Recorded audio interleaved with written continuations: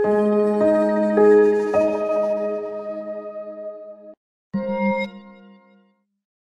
lebih bicara soal green economy, teman-teman. Apa itu green economy, dan teman-teman boleh setelah ini sambil mendengar, sambil explore juga kira-kira apa yang mau digali dari Ustadz Rizky Kurniawan, Insya Allah. Silakan Ustadz, saya persilakan. Ya. A'udzubillahiminasyaitonirrajim. Bismillahirrahmanirrahim. Alhamdulillahirrabbilalamin. Wassalatu wassalamu ala asrofil anbiya'i wal mursalin wa ala alihi wa sahbihi ajma'in, amma ba'du. Teman-teman, saya progres yang saya banggakan, terima kasih saya sampaikan kepada teman-teman panitia yang sudah menyiapkan ya. Saya mohon maaf merepotkan gitu. Saya dari Amanah Adil Syariah Center.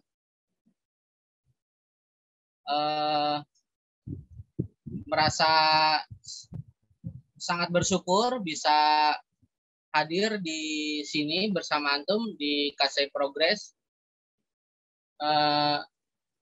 di sore hari ini di tengah keberkahan yaitu hujan deras.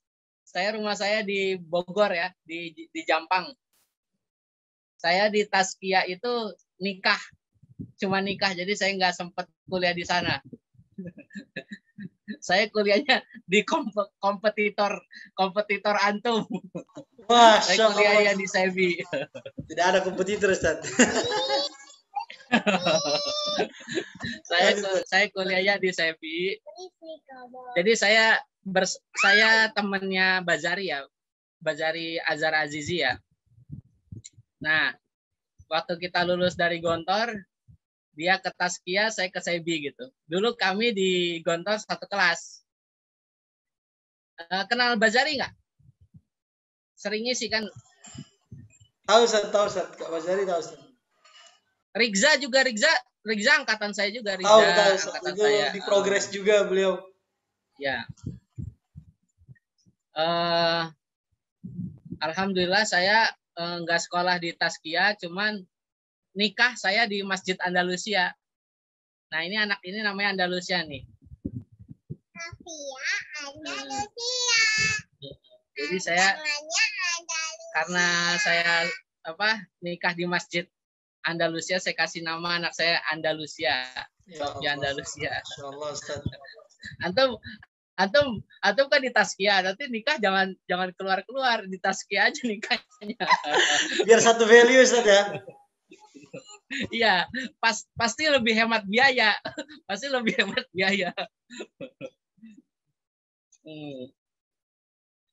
Baik ya, sore hari ini kita mau ya sharing lah. Saya bukan yang ahli, saya masih juga belajar ya, dalam fase belajar juga. Tentang, saya share screen dulu ya.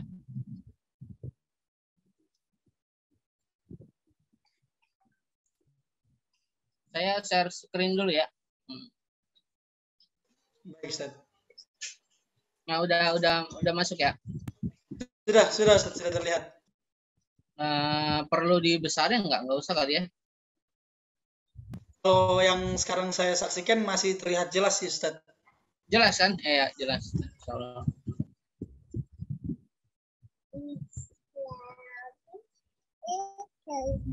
Nah, ini jelas nggak? Jelas ya. Nah, ini lebih betul Ustaz, lebih jelas. Oke ya. Jadi kita bicara tentang Islamic Economic Perspective. Jadi perspektif ekonomi Islam. Isunya apa? Isunya green economy di masa depan. Nah, masa depan green economy di Indonesia. Nah, sebelumnya entah udah lurus apa masih rancu ya. Saya akan menjelaskan dulu ya, kalau disebut variabel-variabel dari materi kita sore hari ini ya. Green economy itu banyak yang gagal paham. Jadi di green economy itu bukan sustainable development ya, bukan bukan pembangunan yang berkelanjutan. bukan. Jadi green economy itu dia satu istilah sendiri gitu. Jadi dia bukan saya banyak mengikuti seminar itu si pemateri narasumber itu gagal memahami green economy gitu. Green economy itu bukan berarti ekonomi itu apa ya tumbuh gitu. Bukan ekonomi itu tumbuh, artinya ada sustainable, ada berkelanjutan gitu ya. Tapi green economy itu ekonomi berbasis hijau-hijauan gitu. Nah, hijau-hijauan itu kalau bahasa mudahnya adalah tumbuh-tumbuhan, tanam-tanaman. Jadi green economy itu erat hubungannya dengan green revolution. Nah, green revolution itu 1960 tuh. Jadi mulai digaungkan karena melihat climate change. Jadi ada perubahan iklim akibat tangan-tangan manusia juga gitu. Zaharul fasadu fil barri wal bahri bima kasabat aydinas. Ya kan? Jadi karena tangan-tangan manusia juga sebenarnya gitu. Kenapa iklim kita ini berubah? Nah, ini yang akan saya bahas, tapi kacamatanya nanti adalah ekonomi Islam. Nah, ini awal mulanya ini nih, 1960 nih. Awal mulanya. Jadi itu bapaknya ya, Norman Borlaug itu father of Green Revolution. Nah, ini peraih Nobel nih. Karena menyelamatkan manusia waktu itu kelaparan gitu. Karena kemiskinan, karena rusaknya lingkungan sehingga tanaman-tanaman itu gagal tumbuh. Beliau menulis tentang high yielding varieties of wheat. Jadi gandum itu varietasnya dirubah sehingga dia bisa cocok dengan kondisi alam. Nah, gitu. Yang sudah berubah. Itu 1960. Nah, sekarang udah 2021, makin berubah lagi alam kita ya.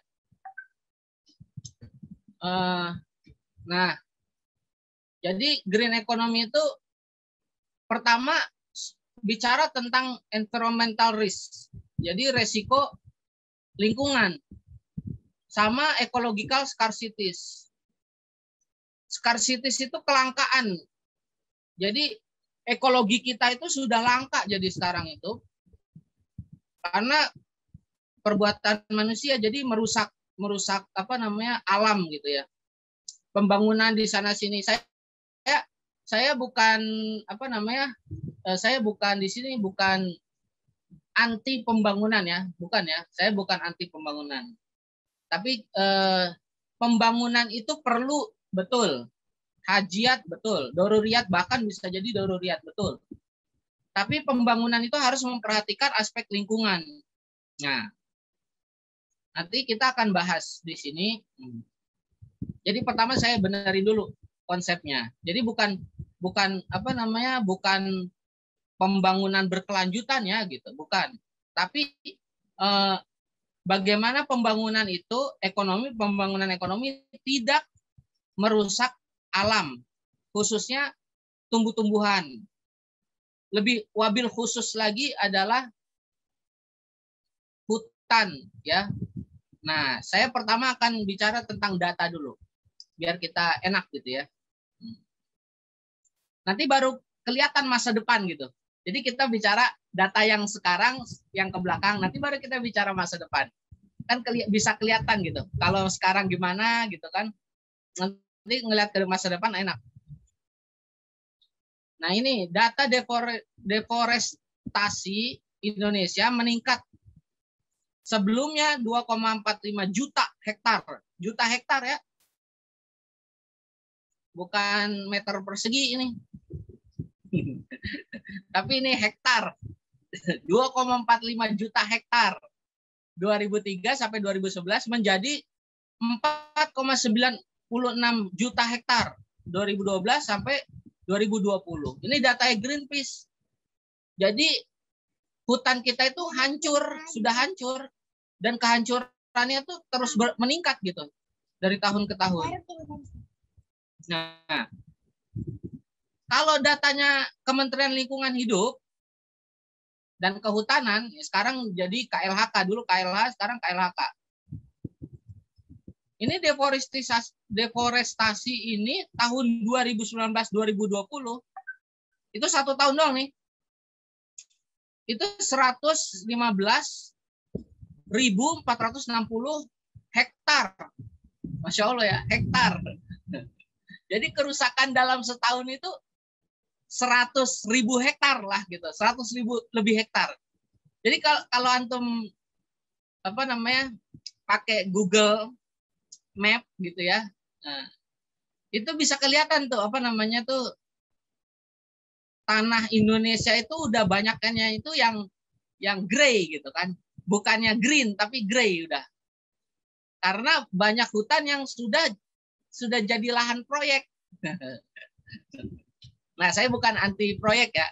Saya bukan anti pembangunan, tapi pembangunan itu harus sejalan dengan lingkungan. Harus sejalan dengan perbaikan oksigen kita gitu. Jangan sampai nanti negara kita jadi negara yang membabat habis semua hutan-hutannya gitu. Ya tersisa tinggal real estate sama jalan-jalan tol. Ini saya pengalaman ya. Saya waktu itu dinas di Ternate. Di Ternate itu ada orang Ternate nggak di sini? Saya Ustaz di Maluku Utara. Saya naik tol di Ternate, ada tol ya. Itu tolnya baru apa itu? Bukan jalan kayak seperti jalan lain. Tol dibilang tol tapi nggak ada itunya, tetapi seperti jalan layang aja, Ustaz. Sulawesi Utara ya? Sulawesi Utara kan ya? Oh bukan, Ustaz. Kalau Ternate itu di Maluku Utara. Kalau iya, Sulawesi Maluku berarti Utara. Maluku Utara apa? Maluku Utara. Ya, saya pernah jalan dinas di Ternate itu. Nah, itu ada jalan atau jalan tol atau jalan raya atau jalan apa gitu ya. Nah, itu dibuat underpass. Underpass. Itu di mana tuh, Akhi? Dari ini bandara, dari bandara. Jadi keluar bandara terus naik jalan tol apa jalan biasa itu. Terus dia tuh ada underpass jalannya itu. Antum tahu nggak? Jalan apa itu namanya? Kalau yang saya tahu di Ternate itu, Ustaz. Kalau itu kayak jalan raya, Ustaz. Jalan raya, bukan jalan tol.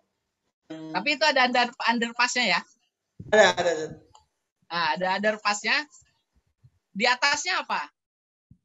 Pak Roji pernah lihat di atas underpass itu tahu nggak apa? Kayaknya Ustaz di daerah Sulawesi, Ustaz ya, bukan Ternate kayaknya, Ustaz. Karena Ternate bandara itu langsung jalan raya. Oh gitu ya? Iya, Ustaz. Sulawesi. Sepertinya di Sulawesi, entah di Makassar.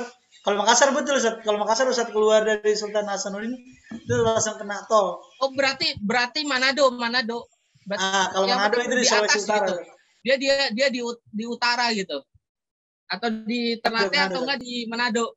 Saya kerjanya keliling Indonesia, jadi saya lupa juga. Nah, intinya ada di Indonesia gitu ya. Ada di Indonesia, saya pernah jalan. Entah itu jalan tol apa gitu kan, saya cuman penumpang ya, ada sopirnya gitu ya yang jemput saya gitu. Jadi ada underpass. Saya pikir kan, loh, kok ini ada underpass sih? Kayak di Jakarta aja ada underpass gitu. Ternyata di atas underpassnya itu, saya kan itu jalan tol apa gitu. Saya sebentar ya, saya mau keluar dulu, pengen saya lihat gitu. Di atas underpass itu ada apa gitu. Ternyata di atas underpass itu hutan. Jadi digali hutan ke bawah, di bawah gitu jalannya itu untuk ngindarin hutan. Saya juga bingung itu kenapa bikin jalan seperti itu. Tapi saya lihat, oh mungkin inilah cara menghormati hutan gitu. Dia nggak mau membabat hutan untuk bikin jalan raya, jalan tol apa jalan raya gitu. Saya, wah bagus juga ini gitu. Itu bagus, saya lihat. Jadi apa namanya?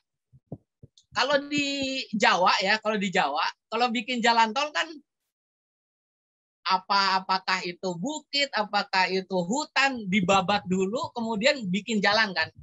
Nah kalau di Sulawesi tadi atau di Maluku saya lupa ya, itu dia ramah gitu. Jadi dia bikin underpass untuk menghindari jangan sampai ada bagian hutan itu yang hilang gitu. Nah itu kesan saya waktu itu. Nah selanjutnya ya, ini data lain nih, total kerusakan ya, angka total kerusakan dalam setahun menurut KLHK itu 14 juta. Total angka kehutanan kerusakan ya. Menurut University of Maryland 9 juta. 9,8 sekian. European Commission 22 juta. Atlas Nusantara 10 juta. Map biomas 13 juta. Jadi angkanya tuh jutaan hektar gitu. Angkanya tuh belasan jutaan hektar, Masya Allah. Jadi kerusakan kita itu memang parah gitu. Saya nggak tahu ya. Mungkin negara kita itu terlalu ini direkam ya. Jangan di-share sembarangan ya. Siap. Masuk arsip progres aja. Ntar statement saya bisa apa namanya?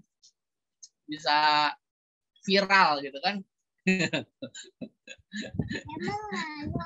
ada yang pernah ke Belanda nggak? Ada yang pernah ke Belanda nggak? Di sini ada nggak yang pernah ke Belanda? Sepupu boleh, saya Belanda yang pernah ke Belanda boleh sombong di sini, silakan. Udah bisa. Belanda negara maju atau negara berkembang? Maju, Ustaz ya. Maju. Itu Masya Allah ya, keadaan alam di Belanda itu saya juga, ini negara maju apa negara berkembang ya? Itu bagus gitu. Begitu saya pulang ke Indonesia, saya lihat di Indonesia, ya salam. Saya lihat di Indonesia ini negara bukan negara maju, tapi kondisi alamnya Masya Allah. Kita lihat Jakarta ada ya, ibu kota kita ada ya. Jakarta deh.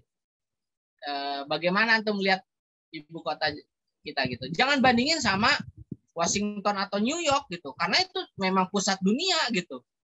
Jangan dibandingin sama itu, tapi bandingin sama negara-negara Eropa yang ibu kota Eropa itu lebih indah gitu. Kota-kota ibu kotanya itu lebih indah. Dia sudah sadar gitu, sudah sadar lingkungan. Nah, kita ini masih terus merusak lingkungan. Nah, sekarang saya lihat data apa namanya? Siapa pelakunya? Siapa pelaku kerusakannya? Ada nggak tangan-tangan apa namanya?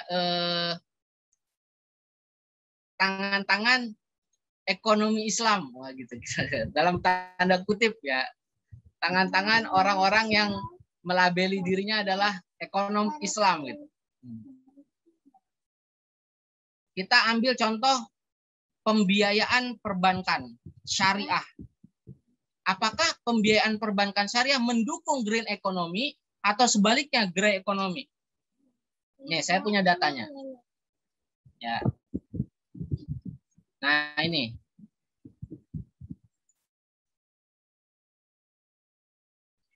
Kelompok perbankan syariah mencatat realisasi pembiayaan untuk kepemilikan rumah. Artinya kalau buka apa klaster-klaster, ada sawah di situ harus ditimbun, ada hutan di situ harus ditebang, ya kan? Nah, ini meningkat terus setiap tahunnya. 2016 datanya 24,94 triliun. Ini 2016. Agustus 2017 pembiayaannya untuk kepemilikan rumah 29,27 triliun. Saya bukan menghalangi orang punya rumah, tapi melihat data ini besar banget ya pembiayaan untuk kepemilikan rumah. Nah, besar banget loh. Apalagi di tahun Januari nih 2021. 39,51 triliun pembiayaannya untuk kepemilikan rumah. Berapa sawah, berapa area-area hijau, berapa hutan yang ditebang untuk bikin rumah-rumah untuk dibiayai oleh bank-bank syariah. Nah, gitu. Nah, sekarang biar adil kita buka statistik perbankan syariah SPS Januari 2020. Coba kita buka ya. Supaya antum lihat kemana sih pembiayaan perbankan itu? Apakah mendukung green energy, green economy, atau sebaliknya grey economy? Kita lihat statistik perbankan syariah. Kalau ini kan statistik perbankan Indonesia ya. Ini statistik perbankan syariah.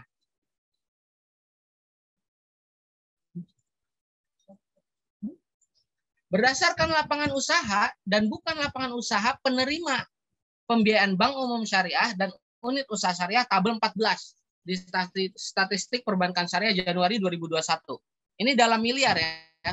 Coba lihat.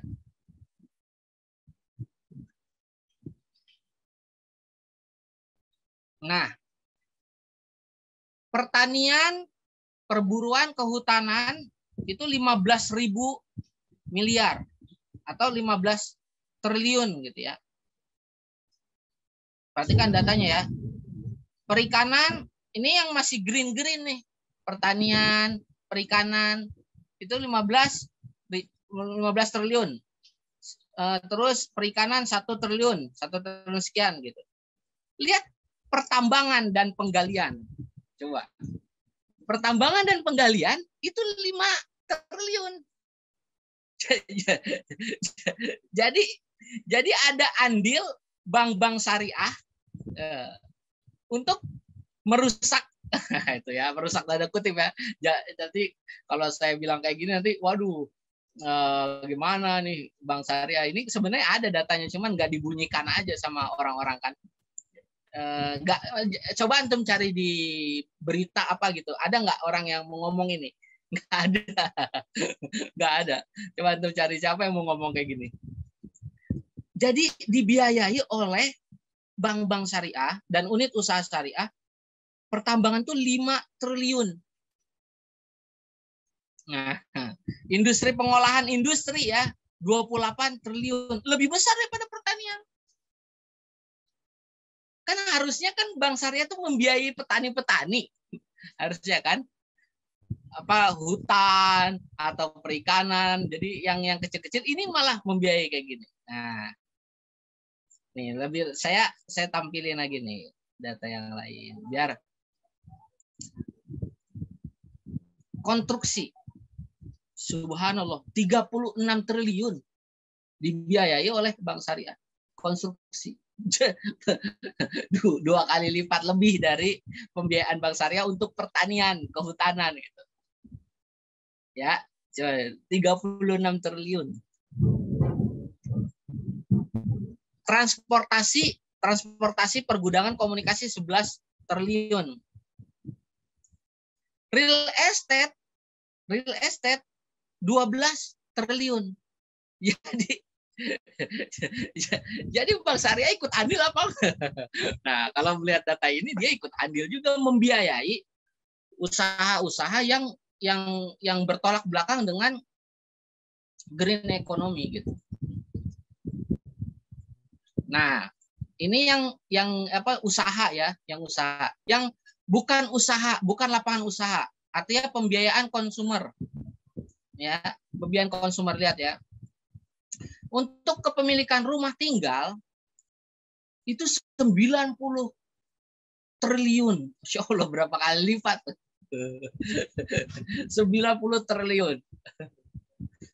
Ya, 90 triliun untuk pemilikan rumah tinggal. Untuk pemilikan flat apartemen 3 triliun sekian. Ruko 3 triliun. Untuk pemilikan kendaraan bermotor yang merusak iklim ya karena apa namanya? Karena asapnya ya. Itu 7 triliun. Jadi kalau lihat dari data ini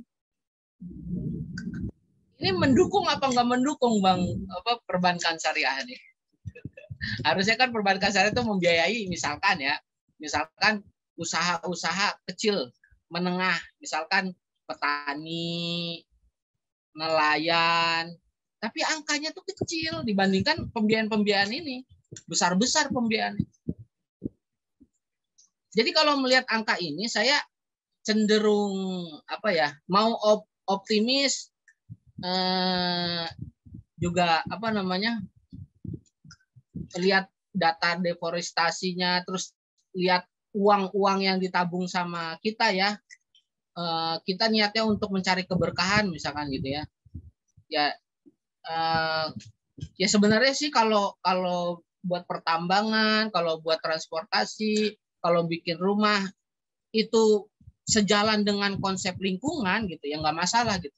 Masalahnya di Indonesia ini berapa banyak perumahan-perumahan yang idle, yang kosong, tapi dibangun lagi gitu. Banyak kan perumahan-perumahan kosong gitu. Harganya selangit gitu. Nah, itu dibiayai oleh salah satunya oleh bank-bank syariah gitu, unit-unit usaha syariah. Yang kayak gini-gini kan paling oh udah sesuai akad udah gitu. Oh akadnya apa nih? Murabah. Oh sesuai akad udah gitu. Tapi nggak memperhatikan makosidnya gitu, makosid syariahnya, tujuan dari syariah itu apa gitu, untuk menjaga kan, ya kan, untuk menjaga manusia salah satunya gitu, menjaga keturunan salah satunya, ya kan. Ini kalau semua hutan-hutan dirusak untuk apa proyek-proyek kayak gini, tadi konstruksi itu paling besar, konstruksi sama tadi itu perumahan tuh paling besar ya. Konstruksi itu 36 triliun, besar banget. Ustadz, afwan Ustadz. Jalan tol yang Serang ini kan mana? Yang Serang ke Rangkas Bitung ya.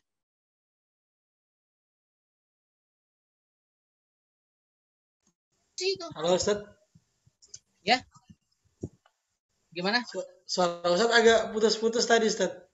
Oh ya, apaan? Tadi yang Serang ke Rangkas Bitung itu yang kasih pembiayaan proyeknya jalan tol itu kan BSI itu. Oh iya. Iya. Jadi konstruksi ini besar juga loh. Bank-bank syariah itu ngebiayain.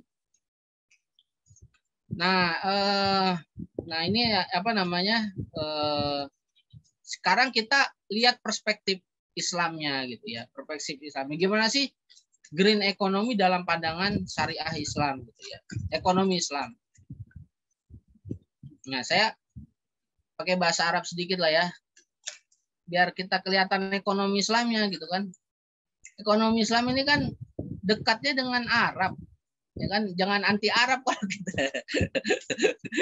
Ini kan ada gerakan-gerakan kadrunisasi kan.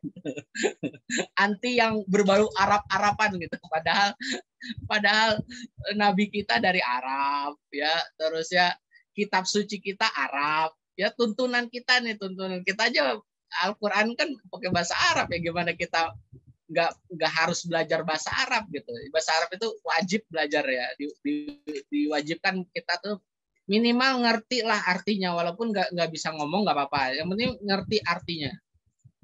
Nah, al-iqtisad al-islami huwa majmu'atul mabadi wal usul al-iqtisadiyah. Alati tahkumun nasyat al-iqtisadi lidaulah al-islamiyah al-waradat fi nususil Quran wa sunnah an-nabawiyah. Lihat ya, jadi adanya di Quran dan Nabawiyah, di Quran dan sunnah. Jadi ekonomi Islam itu sumbernya itu bukan dari jurnal. Ini kan kebanyakan salah ya. Ekonomi Islam mengacunya ke jurnal. Ya meskipun jurnal itu ditulis sumbernya pasti dari apa Al-Quran dan Sunnah gitu ya. Tapi primernya gitu, sumber ekonomi Islam itu dari Al-Quran dan As-Sunnah, dan itu bahasa Arab. Nah, sampai bawah gitu ya. Nah, akidahnya, akidatul iqtisad al-islami. Akidah nih. Ini akidah. Kalau apa namanya? Di tauhid ada akidah, kalau di ekonomi Islam juga ada akidah. Ini akidahnya ekonomi Islam. Al-mal malullahi wal insan mustakhlaf fihi. Jadi dalam Islam itu harta itu bukan milik manusia. Harta itu milik Allah. Harta itu milik Allah. Manusia itu cuman dititipin. Untuk apa? Untuk dijaga, mustakhlaf. Untuk bertanggung jawab, menjadi khalifah. Mustakhlaf ini kan dari khalifah juga. Dari khalifah kita itu disuruh menjaga ini harta itu. Bumi, air, dan seisinya itu bukan milik kita. Yang kita semaunya kita buat untuk mengejar apa namanya kekayaan gitu. Bukan. Itu tuh milik Allah. Jadi tanggung jawab kita. Wa bidzalika fal insan mas'ulun an hadzal mal. Jadi kita itu bertanggung jawab terhadap harta-harta ini gitu. Kasban wa infaqon. Baik dengan gimana cara mengambilnya, mendapatkannya, mengusahakannya, begitu juga menginfakkannya, menyalurkannya. Nah, ini akan dipertanggungjawabkan di depan Allah, amamallah fil akhirah.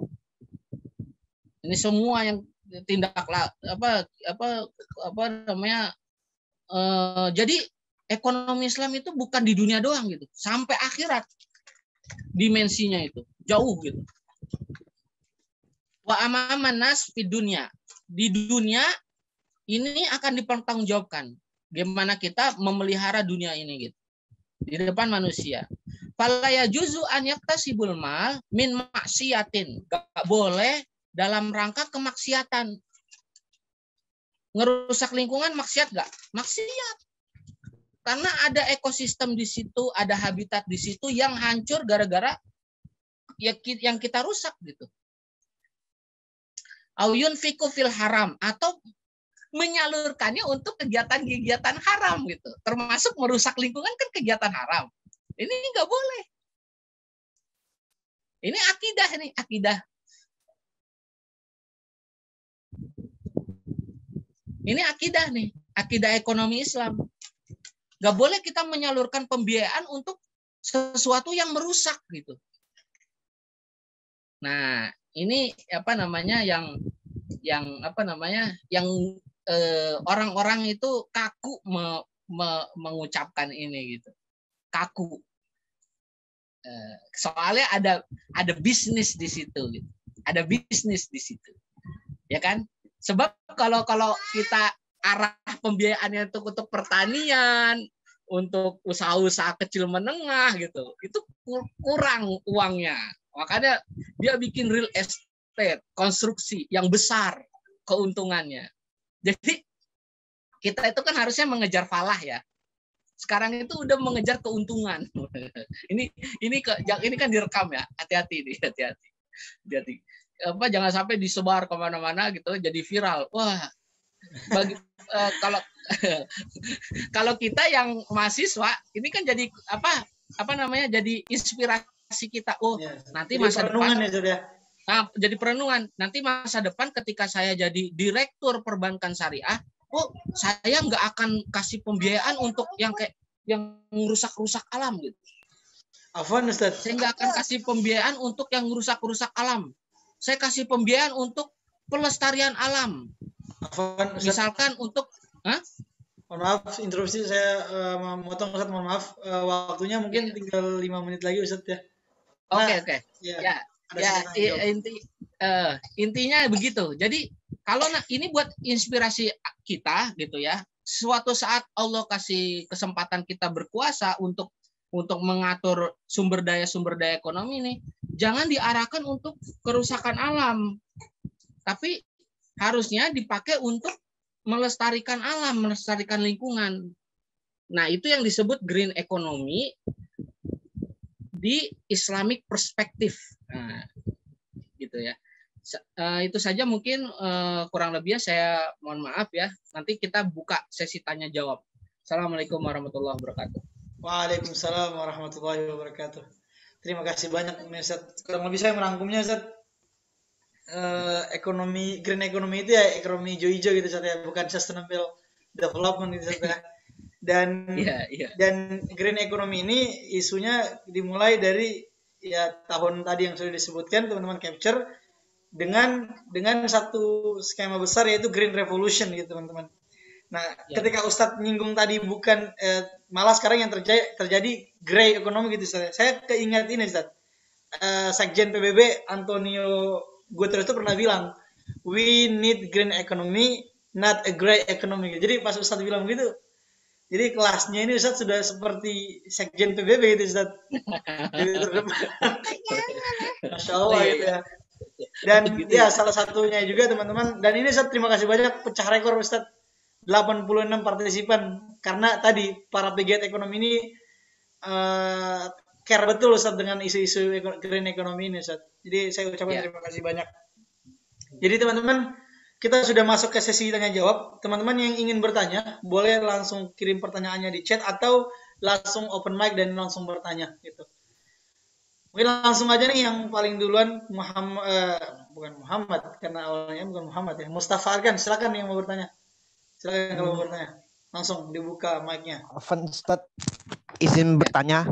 Jadi ada tambahan lagi yang mungkin ingin saya sampaikan. Dikutip dari buku Indonesia dalam Rekayasa Kehidupan yang ditulis oleh Komjen Pol Dharma Pangerkun. Di halaman 72 itu sebagai berikut. Globalisasi juga mempropagandakan sumber daya alam akan habis. Dunia akan mengalami krisis ekonomi global dan berbagai rekayasa ketakutan lainnya. Akibatnya, manusia diselimuti rasa ketakutan. Mereka yang punya modal atau uang berusaha menguasai sumber daya alam sampai merampas hak orang lain. Mereka yang tidak punya modal berusaha mencari sebanyak-banyaknya uang untuk bisa bertahan hidup. Pejabat negara jadi terdorong untuk melakukan korupsi sehingga pejabat negara dan masyarakat banyak dirugikan. Banyak orang terdorong berbuat kriminal sehingga merugikan orang lain. Ini satu hal yang sudah direalitasi kita dan mungkin ada beberapa hal yang jadi pertanyaan besar kalau dalam pandangan saya mengenai hal ini. Pertama mungkin mengenai kerusakan lingkungan ini jelas. Saya juga iseng-iseng buka Google Maps itu kok hutan jadi kebun sawit dan kebun sawitnya itu bukan milik rakyat tapi milik perusahaan. Jadi mereka punya pabriknya juga, kebun sawit itu. Luas juga lahannya. Saya nggak menyangka akan hal ini. Karena walaupun saya belum pernah lihat secara langsung, karena hanya lihat YouTube, setiap kali naik bis di lintas Sumatera, sawit kanan kirinya. Kalau di tempat saya pribadi, di kampung saya di Semarang, dulunya itu sawah dan kebun karet, jadi ini real estate. Di kampung saya di Semarang. Nah, mungkin pertanyaan besar yang qadarullah ya, saya agak bingung mau ngomong apa, tetapi yang jelas barangkali ini minta tanggapannya atau gimana gitu ya. Kalau berkaitan dengan lingkungan mungkin satu hal yang masih ribut saya perhatikan ini masalah tadi itu ya, mungkin untuk batu bara. Tadi yang angka paling besar tuh konsumsi untuk perumahan ya, sama konstruk paling besar estate perumahan ya betul ya, untuk konsumsi perumahan, untuk yang produksi konstruksi sama ini tadi untuk yang pengolahan itu ternyata sebenarnya dari akar-akar dari kebun sawit tadi. Perkebunan tapi kok punya perusahaan bukan milik rakyat. Betul. Saya pikir-pikir Kira-kira mungkin bagaimana untuk yang kutipan dari buku yang tadi saya baca? Siap. Masya Allah, luar biasa Mustafa Arkan. Jadi beliau memberikan tanggapan Ustadz. Bisa ditambahkan Ustadz mungkin sebelum kita berpindah ke pertanyaan selanjutnya gitu Ustadz. Ya, saya senang Mustafa Arkan berarti mengikuti isu-isu ini gitu ya. Masya Allah. Beliau baca, beliau lihat di YouTube. Nah itu bagus untuk upgrading kita, pengetahuan kita. Wallahu alam kan nanti kan Allah kan memberikan Arkan misalkan menjadi kepimpinan cabang di bank syariah misalkan gitu kan. Terus ada orang yang mengajukan untuk membuat real estate. Arkan harus survei lapangan gitu. Itu sebelum menjadi perumahan itu apa fungsinya di situ? Kalau di situ adalah lapangan hijau gitu kan, apa sawah, apa perkebunan gitu. Arkan nggak boleh ngasih pembiayaan. Allah. Ya. Jangan dikasih gitu. Calon Menteri Lingkungan Hidup katanya nih, salah satu netizen berkomen gitu, Arkan, insya Allah. Luar biasa. Baik, terima kasih Arkan atas tanggapannya, luar biasa nih. Jadi saya agak senang di sini Ustaz karena ya teman-teman di sini jangan sampai kita berorganisasi hanya sekedar formal saja gitu. Jadi kita harus eksplor kritis dengan isu-isu yang terjadi di lingkungan negara maupun masyarakat kita gitu. Dan teman-teman boleh yang pertanyaan kedua tadi sudah sudah ingin bertanya gitu dari Lalu Muhammad Masyad. Silakan Kak Lalu bertanya secara langsung. Afan, sebelumnya apa suara saya terdengar? Terdengar jelas. Oke, baik. Sebelumnya terima kasih kepada Ustadz Rizky yang sudah menyampaikan materinya. Masya Allah, luar biasa sekali ya pembahasan kita pada sore hari ini. Jadi tadi disebutkan di awal, menarik sekali bahwa green economy ini berbicara masalah environmental risk, berbicara masalah ketersediaan sumber daya alam. Nah, realitanya kita ini sebagai manusia dituntut, ada tuntutan gitu dengan pemenuhan kebutuhan. Nah, contoh yang paling kecil kayak yang disampaikan tadi itu kayak rumah, real estate, dan lain sebagainya. Tapi di satu sisi, kita harus menjaga ketersediaan alam itu sendiri. Nah, kira-kira opini dari Ustadz itu apa ya? Bagaimana quick wins lah atau solusi win-win solution tengah-tengah agar ketersediaan yang ada itu tetap terjaga dan juga kebutuhan kita itu bisa tetap terpenuhi biar ada kehidupan hayatan thayyibah seperti itu Ustadz. Kurang lebih. Terima kasih. Ya, terima kasih. Langsung jawab aja apa gimana, Akroji? Langsung jawab apa gimana, Rozi?